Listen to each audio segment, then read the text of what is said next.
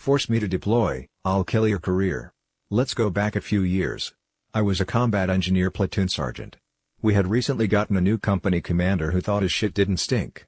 My first interaction with him was when I got back from running IM-240B range, where I was told he wanted to speak to all leadership immediately in the conference room. Well, it took 3 hours for him to arrive, and despite one SG calling many times, he insisted we stay.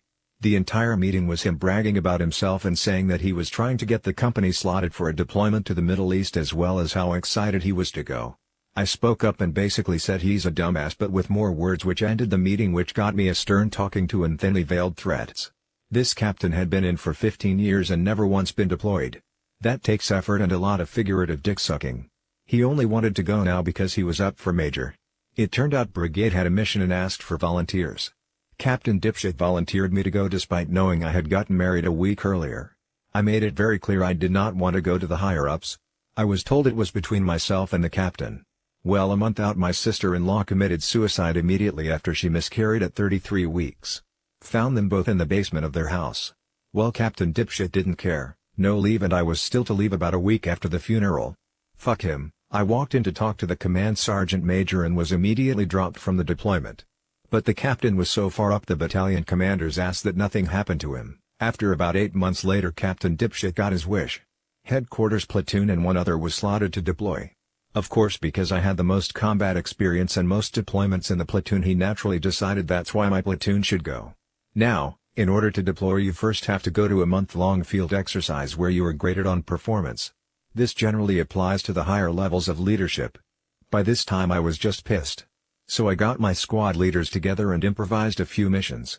First, everyone was to follow the CPT's instructions as literally as possible, no matter how dumb, and not to give any advice.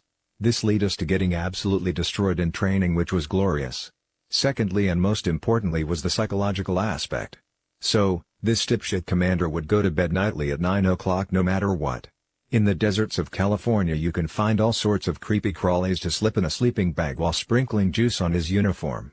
They'd also periodically hide some of his gear or render his rifle inoperable. So for days this went on. Poor guy slept very little because I ensured his tent was set over top of a beehive.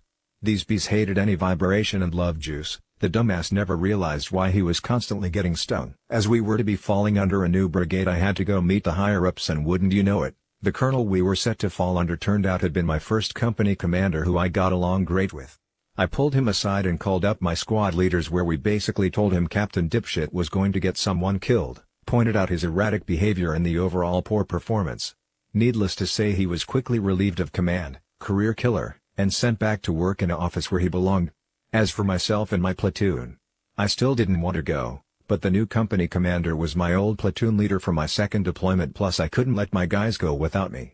Turned out it would be my last deployment, as some injuries force you out of the military, but everyone came back alive.